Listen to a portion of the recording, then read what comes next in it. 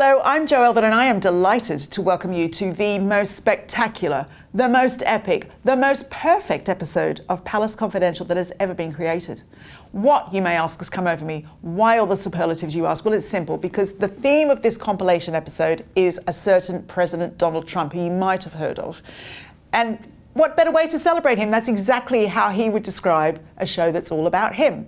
And it's all about his many dealings over the first half of 2025 with the British royal family. So where better to start than January 2025 and what his inauguration meant for the visa of a certain Prince Harry. But before that, please remember to subscribe to the Daily Mail Royals channel so you can be notified about all of our greatest, most awesome, most perfect content. And for the official Palace newsletter, scan the QR code on screen now. You know you want to. Now, back to Prince Harry and his pesky US visa. Yeah, I think it's fair to say that, for the new leader of the free world, it's not top of his in tray. But Donald Trump may well be inclined to make these details public. To remind our viewers of what happened, there was it was a Heritage Foundation, a think tank, that took the Department of Homeland Security to court in America because they wanted to get these immigration documents of Prince Harry made public. Because, for all other people coming in, they have to declare whether there's been past drug use. We know that Harry's written in his memoirs about his own past drug use. So what did he write on there, and was he treated more favourably than other people? Well, it was decided under the previous administration that it would remain private, remain secret, and it'll be interesting to see if Donald Trump's administration takes the same view. I suspect not. And what did you make of Tom Bower's comments, Richard? Speaking to the Mail, he said that the Sussexes' poll ratings have fallen further, so any punitive action Trump took could actually boost the new president's ratings. Well, I think what he means That's very mischievous. I think what Tom Bower means probably is that generally the royal family are popular. I think, even in America, they're popular, but the Sussexes, their popularity seems to have fallen a lot, and particularly perhaps among Donald Trump supporters. So it might be that he thinks it might actually be quite a popular move to make these public. I mean, I think certainly one thing about Americans is they're very keen on equality and fairness.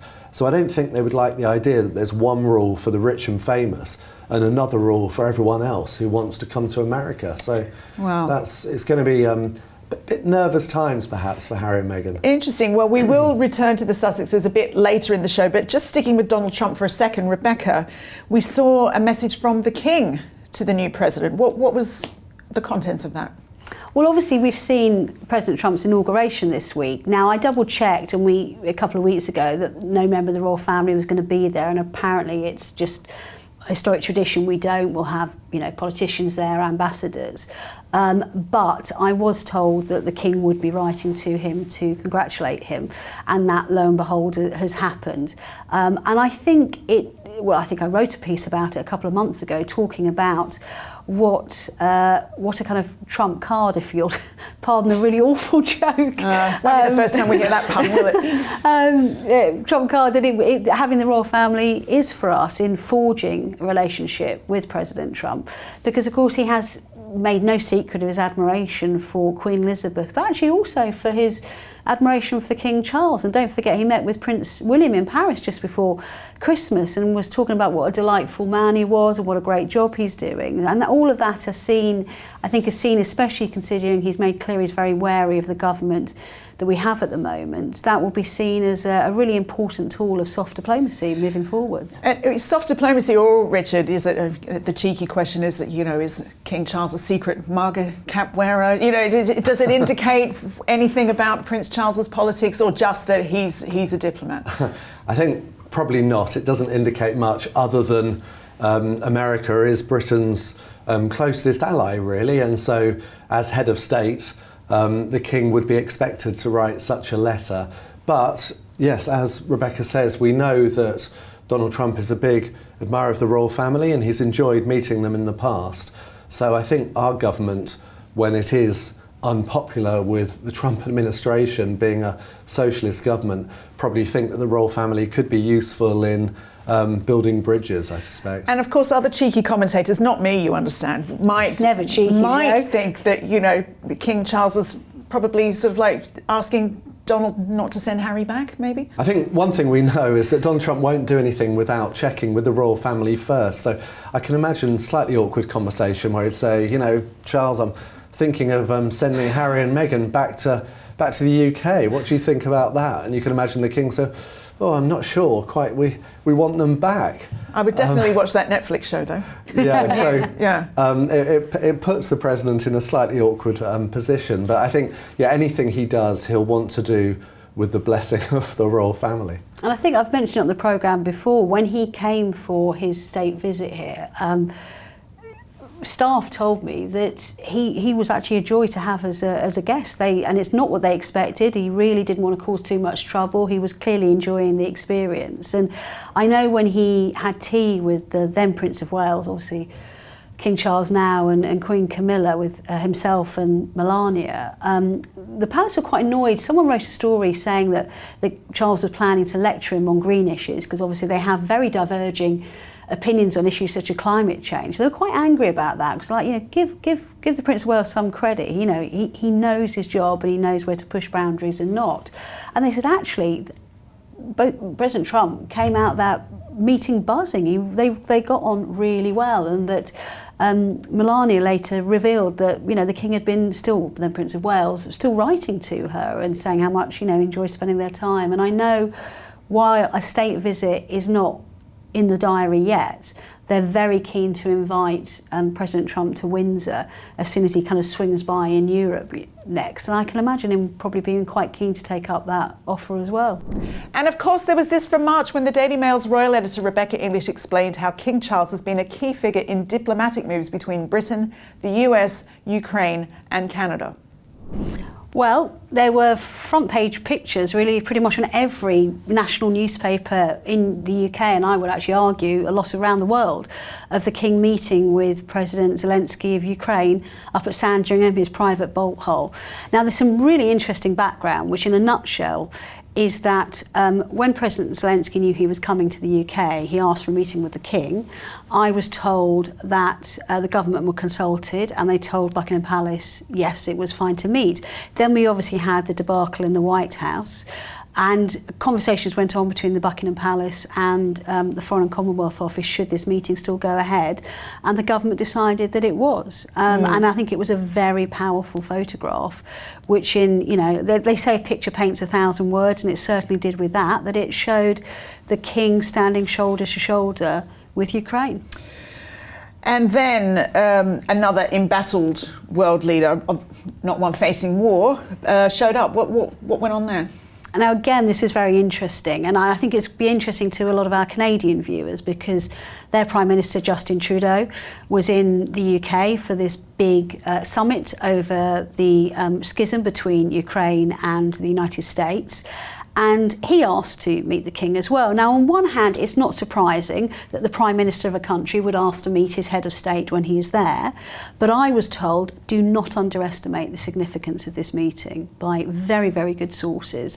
And while the King, as a constitutional monarch, cannot come out swinging publicly, they try to, you know, show, like the royal family often does, their feelings in deeds, if not necessarily words. And it was a very, very warm welcome, you know, hands clasped, sitting together in his salon in Sandringham. And actually the, you know, Canadian government has briefed since that the King made very clear that he supports Canada in its efforts to resist being made the 51st state of the United States of America. I mean, I can't quite even believe I'm saying those words. It's so interesting, isn't it? Suddenly this supposedly apolitical monarchy is really getting dragged into things. I mean, Richard, the New York Times said that Charles was caught up in a, quote, a swirling diplomatic drama in a way that is almost unheard of for a British sovereign. And he's in a really tricky position, particularly where Canada's concerned, isn't he? I think he is, and I think he needs to be careful. I mean, to be honest, I'm not sure that Queen Elizabeth would have allowed herself to be drawn in as much as she has. I mean, you know, in the case of Zelensky asking to meet the King, you know, that going ahead directly after the disagreements in the White House, it was very controversial, very symbolic. He didn't have to meet him. It could have been done in private, perhaps. You know, remember what we know about King Charles's views. You know, he loathes Vladimir Putin. He's compared him to Hitler, as Rebecca once brilliantly revealed in a front page scoop.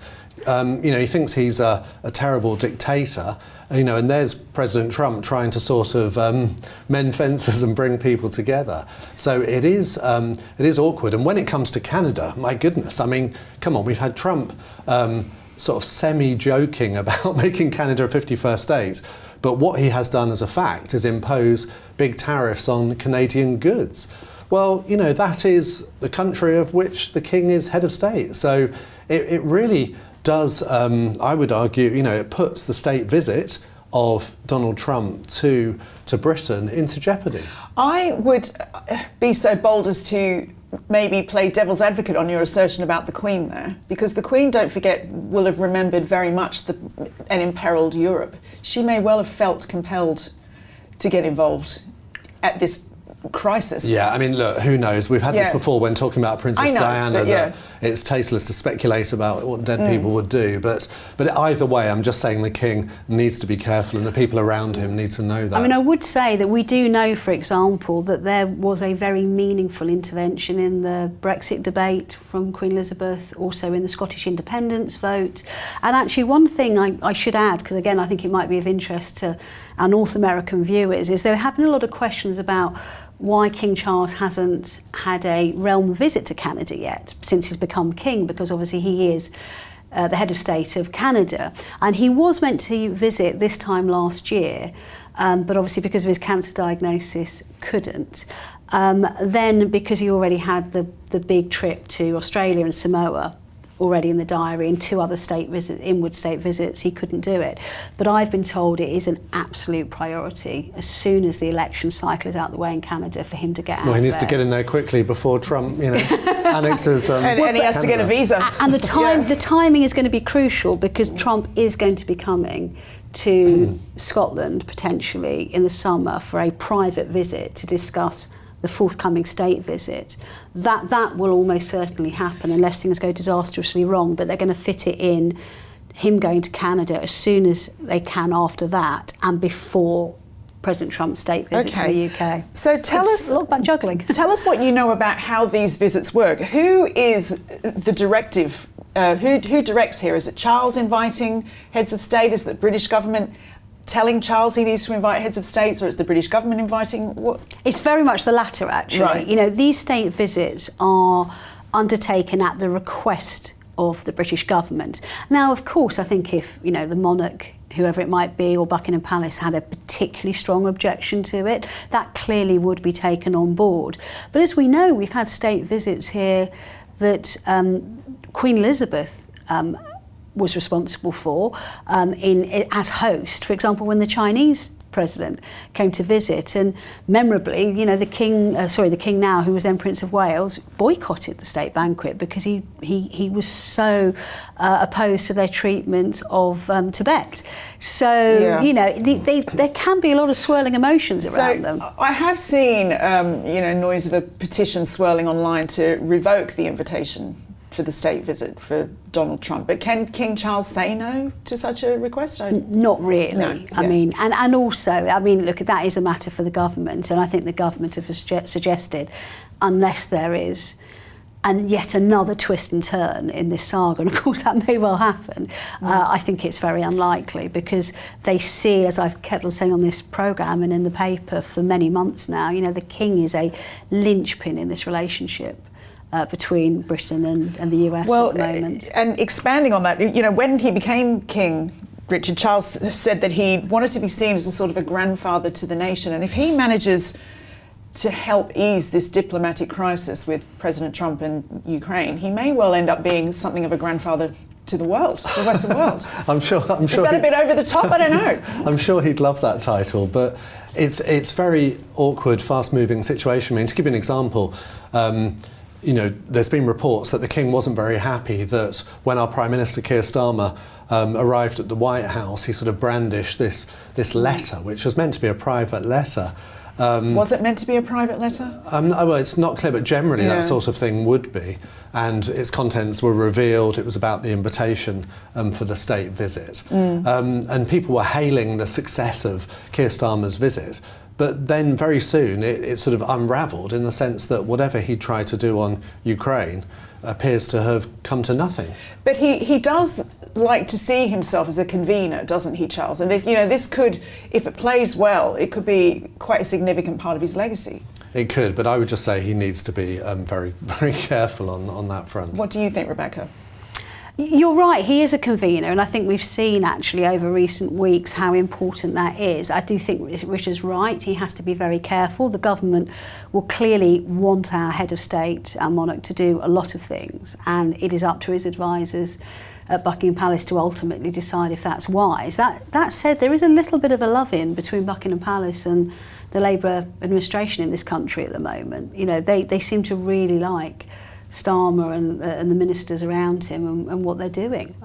So maybe that has something into play with it, I don't know. Could Prince Harry actually be kicked out of America? Never say never was the view of one royal expert who had extensively covered the row over the Duke of Sussex's US visa and the powerful forces who want answers to what Harry told immigration officials about his past drug use. Well, I think he'd be foolish to think that this is now all over. What happened in the US this week was that certain documents were released which were not actually his application for a visa and what he put on his application form, which is what this Heritage Foundation, a Washington think tank, have been trying to get to the bottom of, but actually explain the reasons why they weren't going to issue the full details. It was also heavily redacted. It was very hard to work out what, if anything, we've learned.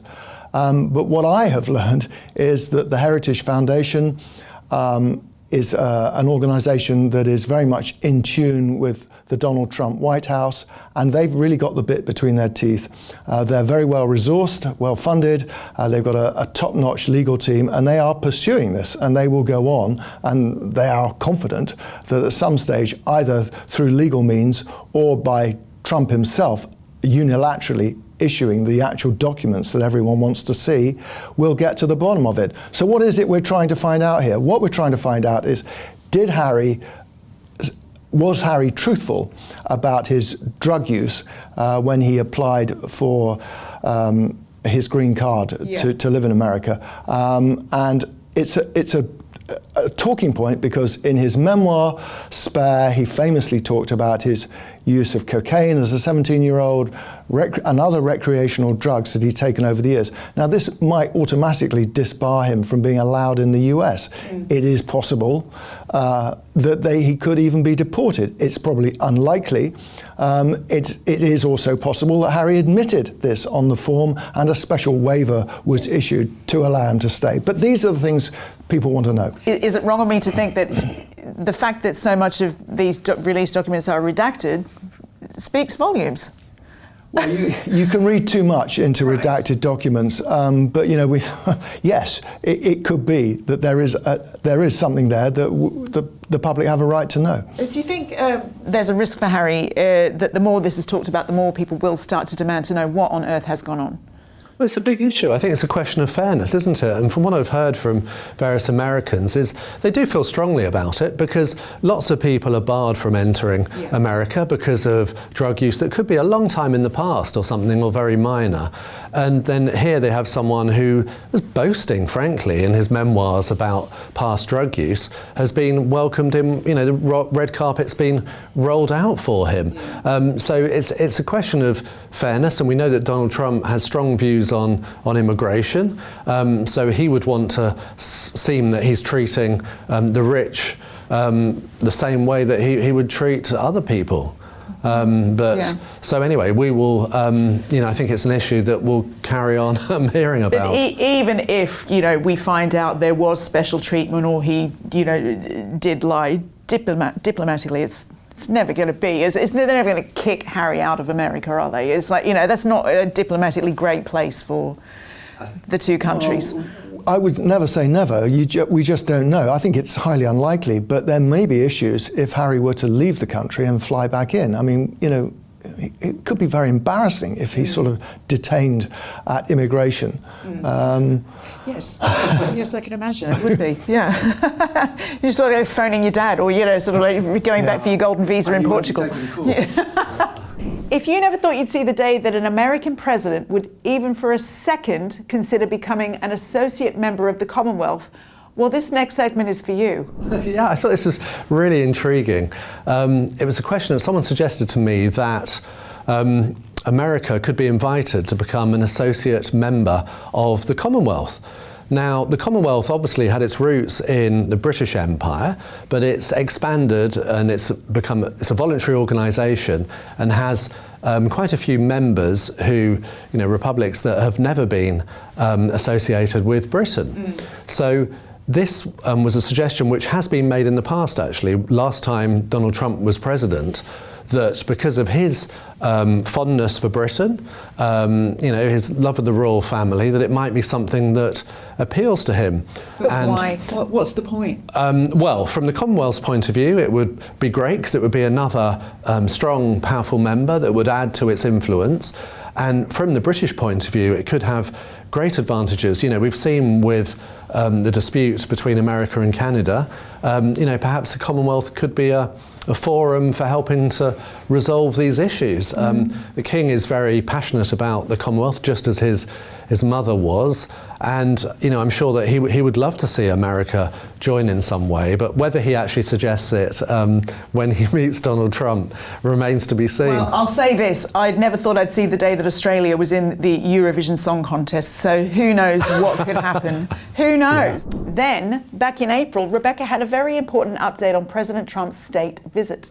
From President Trump himself, actually, because every time I speak to Buckingham Palace about it, they were like, we can't say anything, we're talking with the Foreign Office and with the White House, and then up pops President Trump going, when he was asked about it, going, oh yeah, we're trying to get it together for September.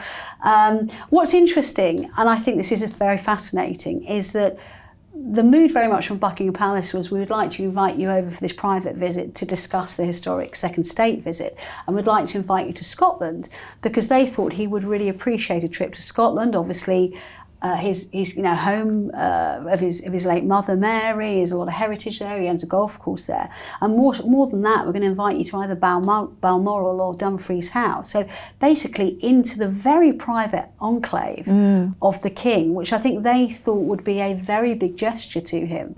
But it either doesn't work out for him timing-wise, or he wants a bit more of the obvious pomp and pageantry. So Windsor Castle is now going to be. Well, Balmoral or Dumfries House is not great for the photo shoots, is it? The backdrop. It's much better to have that, Windsor that Americans might know, or... Exactly, but the funny thing is, that's actually, they saw Scotland as more exclusive. Yeah, absolutely. Yeah. I mean, nobody, apart from really the Prime Minister or family members, gets invited to Balmoral. It's very much the private home. So and what's quite funny, some of the terminology the President used, he said that it's going to be a fest. I'm not quite sure what a fest is. I'm not sure even Buckingham Palace know what a fest is.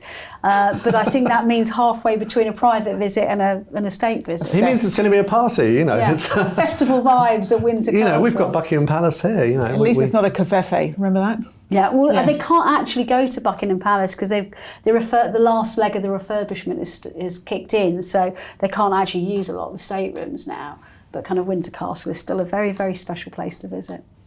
And Richard, there was a report that the French president might get in there first. That's got to be a blow, hasn't it? Well, I'm sure the King will enjoy this competition to see him first. Who's your favourite? Yeah, I mean, to be honest, I've heard different things. I think it's not clear, actually, who will be the first to visit. But it does seem that the King struck up quite a warm relationship with Emmanuel Macron. Apparently they speak on the phone quite regularly. Perhaps the King likes to practice his French, Yeah. But I think Macron's a very charming, personable person, so, that makes sense. You're saying President Trump is not? No, I'm sure he is too, but... anyway, so I think it's quite fun, this competition between them. So may the best man win. And don't forget, sorry to interrupt, I was saying when Queen Elizabeth died, I was really struck by the statement that Macron put out. Considering he president of a republic that obviously their royal family had a less happier end a couple of centuries ago, but it was so warm, and talking about the example that Queen Elizabeth set. So there's quite a good kind of Anglo-French relationship at the moment, I have to say. Yeah, but do you think, Rebecca, we can really read much into it all? Who has the state visit first? Is that really such a significant? No, because if you were arguing that, you'd ask why South Korea had a state visit, even before France. So and of course, let's not forget, this is not actually what the head of state wants, it's what the British government wants. It's where their priorities lie. And actually what was so clear about the trip that I went with them on to Italy before Easter, the state visit to Italy, is that the British government is really trying to reset relationships with European partners post the Brexit vote here. So they actually very much see that as a big priority for them. And of course the King will go along with whoever the government sees their priorities lying with. So, and the fact is that President Trump has not only been given an historic state visit, but is also being invited for a personal visit. So, I think you can't read too much into it. And in May, Richard Eden was concerned about how King Charles would navigate his imminent trip to Canada, where he risked being caught in a diplomatic storm, while Rebecca agreed the King would be walking something of a political tightrope. A very special, a very whirlwind visit. Big moment. Yes, it is. It's huge, actually. I mean, he had planned to visit Canada as the head of state last year, and obviously he had to cancel those plans because he was diagnosed with cancer, and a lot of other things were in the diary, so he hasn't been able to do it. And Canada, as our Canadian viewers will know, has been going through the election cycle, and he can't visit during that time in case it's considered to offer legitimacy to one side over the other. Yeah. So Mark Carney, the new Prime Minister, who the King actually helpfully knows because he obviously was head of the Bank of England in this country for many years, straight away, and I think it's quite interesting, straight away out the starting blocks, he said, will you come and open our Parliament? And I think it's only the third time they will have given a speech and opened Parliament. Queen Elizabeth, I think, did it twice over her long reign as Canada's head of state. But he's going out there to do it. We're fitting in a few other engagements. There'll be some opportunities to meet the public, which I know our viewers who've actually been in contact with me are very excited about. Well, indeed. Look out for Rebecca if you're in Canada and following the royal tour. I'm travelling out with them, but we are literally out there hitting the ground, doing some engagements on the Monday, the state opening on the Tuesday, and then there's another opportunity to meet the public. He'll be paying his respects at the War Memorial, and then literally straight on the plane back because he's got other stuff. But I think it's brilliant that he's going out there, and obviously there's a huge geopolitical story because of President Trump. Well, quite. I was going to say, that leads me nicely to the question. There are those calling for the King to issue a basic hands-off Canada message to President Trump.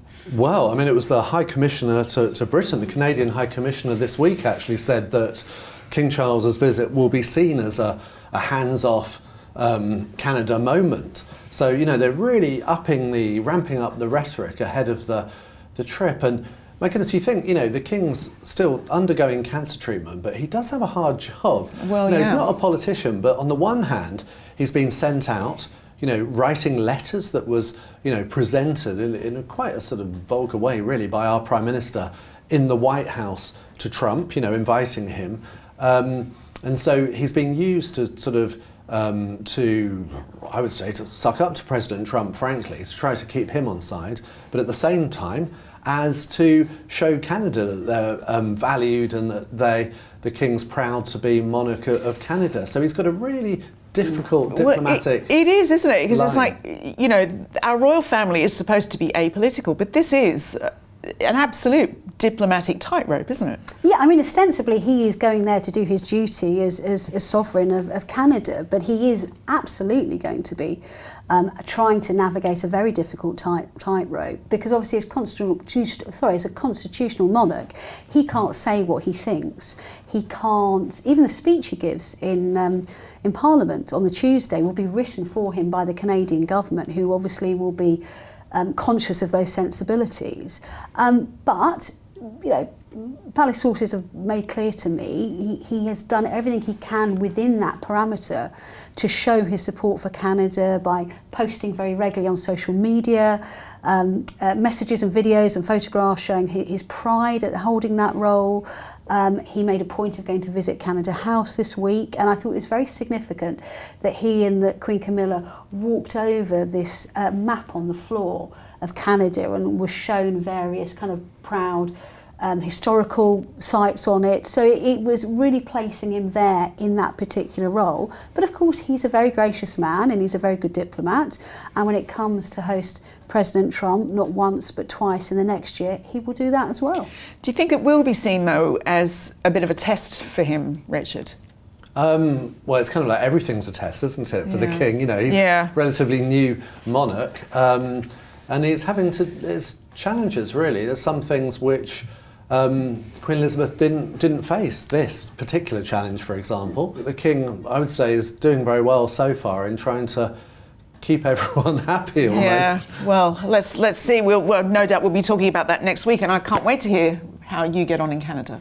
Yes, I think my eyes will be like that. I mean, literally, it's 48 hours. You'll be glowing. Well, you know, just buy us a Toblerone at the airport. Yes, please. Yes, buy us a present. Yeah, get me some maple syrup. We actually don't get to go through duty free on these flights. So here we go. Here we go. I know. She's got the excuses in already. And then, of course, came the actual visit to Canada, where the King received a very warm welcome. The Daily Mail's diary editor Richard Eden looked at how Charles navigated the political landmines scattered everywhere he went. Oh, it was a terrific reception, and I think it really played to one very strong themes which are going on in North America and in Canada in particular. First of all, of course, it was the King's first visit as monarch, and they're very particular about the fact that in Canada, Charles is King of Canada. He's not the King of England on an overseas trip. He's coming home, and in fact, he was greeted on multiple occasions by the phrase, "welcome home." And I think that was a key to the whole thing, but also, of course, the underlying current in this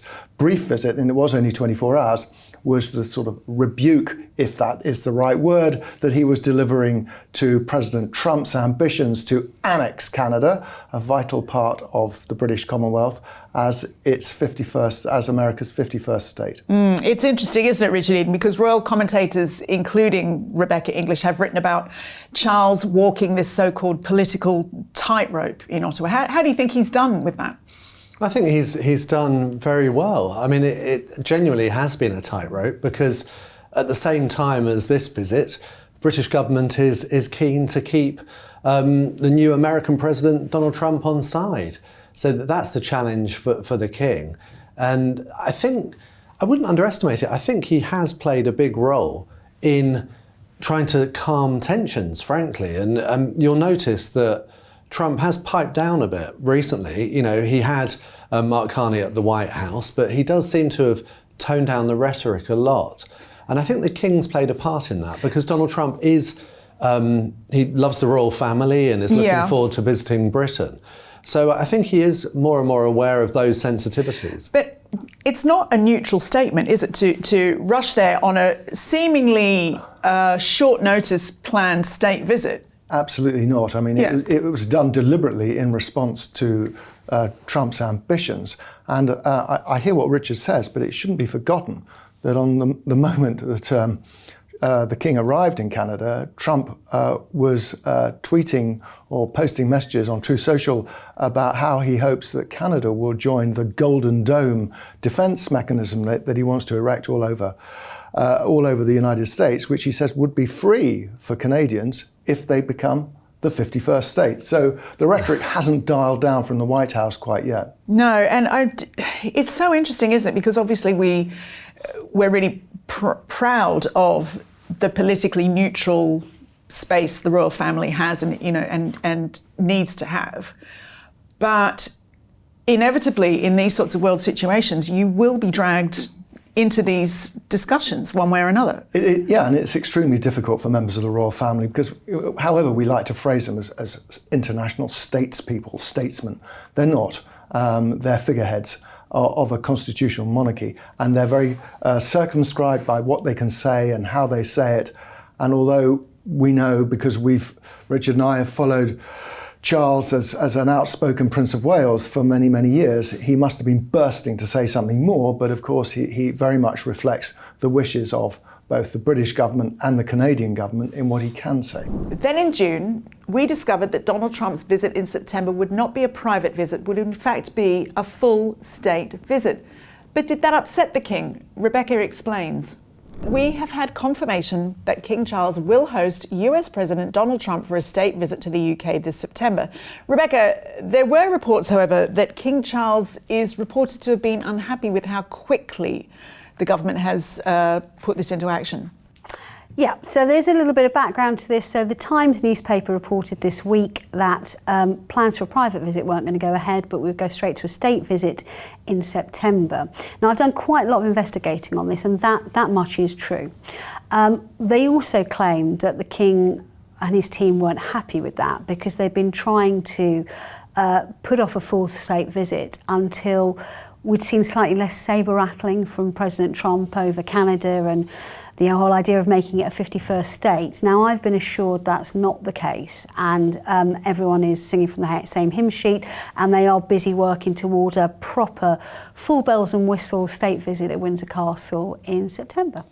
Interesting. Now, Richard, a quick look at the comment section on any episode of Palace Confidential will tell you that the Canadians feel very strongly about their King Charles and what he should be saying to President Trump about their country. Of course they do. I mean, you know, King Charles is as much the monarch of Canada as he is of here and Australia, you know. So, I mean, I really do feel for the King, because we have a government that seems desperate to suck up to Donald Trump, and they're using the King for that purpose, sort of forgetting, it seems, that he is also King of Canada. So, you know, the King was very keen to go to Canada for the opening of Parliament, and, you know, he made some comments. He, you know, was really keen to assert that Canada will remain, you know, under his reign, and he was keen to make these points. But then at the same time, he's got the pressure from our government saying, you've got to do this. So they put him in an awkward position. I'm not surprised that he wanted to delay the state visit until things had calmed down. And, you know, I mean, really, look, they could have used things to try and put a bit of pressure on Trump. They could have said, we've got this state visit next year, perhaps, but you do need to pipe down about Canada because it's disrespectful to the Canadians, it's disrespectful to the King. And that may have acted as pressure, but instead they've said, no, you come, you know, we'll arrange a state visit as soon as you want, and it's real undue haste, I would say. What do you think that we can read into this report, Rebecca, that it was previously thought that Trump and King Charles were going to have a less formal meeting in Scotland this summer, but that's been put on, well, cancelled, basically? Yeah, so there is a very logical explanation of this, some of which I can explain and some I can't for security reasons. But as we know, Sir Keir Starmer, British Prime Minister, took a letter from King Charles to the White House and very theatrically, some might say slightly gauchily, gave him the letter in front of all the cameras, and President Trump was very touched and said, we'd love you to come for a private visit. And don't underestimate how important that was, because these things are rarely offered. I mean, they're as rare as hen's teeth, particularly at Balmoral, which is obviously the royal family's private estate and their kind of inner sanctum where they escape to for the summer. The trouble is that the only gap in, as I understand it, President Trump's window that he could do this over the summer actually clashes with some really ring-fenced downtime for the King, because as we know, he was diagnosed with cancer last year and has worked, you know, tirelessly throughout. He will still be undergoing, you know, treatment for the foreseeable future, and there's quite a lot going on in the summer in terms of other work events that he can't get out of. So what they've said to him is, look, we're going to give you absolutely ring-fence these few days for you, and there was a clash. So I'm assured, and I do believe people to say that we are now completely in alignment. We are working hard towards, you know, making this a really fantastic visit at Windsor. And the last state visit and state banquet at Windsor was in 2015, which was one of the previous French presidents. And although it's smaller than Buckingham Palace, it's really quite special because it's very intimate. It's a 1,000-year-old castle. Wherever you go, there's suits of armour and halberds and pikes, and it's actually very, very special in its own way. So I think they feel that the American president will actually be very impressed by this. Well, it's worth pointing out, isn't it, Richard, that it's, I think, unprecedented for one president to have two state visits. Yes, it will be the first time, and that's been mentioned and very much enjoyed by Donald Trump. He's talked about how they're making an exception for him, you know, which is fine. But remember that the letter, which was, opened at the White House, which was very crass. I really do not think that would have happened under Queen Elizabeth. That letter made clear. The King said, why don't you pop in, when you're in Scotland visiting your golf course. So he wasn't expecting it to be, he made clear, look, we can discuss plans for a state visit then. He made clear it wasn't expected to be a state visit. So he has been pushed into it, the King. One thing, sorry to interrupt, Joe, I would add to that, and it's worth, I would say this, wouldn't I? Reading a big article I've done about it on the Mail today, and I think it's on our website as well. The King has got a few, to use a very bad pun, trump cards up his sleeve. And one of the reasons why the state visit can't be held next year is it's actually the 250th anniversary of America's independence for Britain. And we, in our very kind of self-flagellating way, love to actually celebrate other colonies leaving the UK. So I've been told that, and this is all explained in my article, that we are looking, although the invitation hasn't been issued from the United States yet, we are looking at putting out an outward royal visit to America next year. Wow. So we couldn't have a inward state visit and an outward state visit in the same year. So there's a very good reason why it can't be next year. And while we might assume that it might be the King and the Queen that's going to do it, I don't think it will be the King and the Queen, because we've got the Chogham Commonwealth House of Government Conference next year, and one of the options they're looking at is to actually have the Prince and Princess of Wales go to America. Yeah. Yeah. Obviously nothing's been confirmed yet, and it's only one of a number of items up for discussion, but of course that would be royal box office gold if they were to go. Am I to presume that's like around July 4, that sort of a thing? I don't know personally when the official commemorations and celebrations are taking place, but we would like to play a big role in that, and I think they're really looking whether they could send our Prince and Princess of Wales out there, which would be fantastic. Anyway, you can read more about it in what I've written. I'm going to see Hamilton next week, and I always just think of the King George song, "You'll be back, you'll be back." Well, I think you'd have to agree there was no drama-free months for the British royal family as far as President Donald J. Trump was concerned, certainly in the first half of 2025. And what about that state visit in September? Well, you know the answer to that question already. We've got you covered. So hit that subscribe button and we'll be here with all the news, views and scandals as the state visit rolls into town. Thank you so much for watching. I've been Jo Elvin. We'll see you soon. Bye-bye.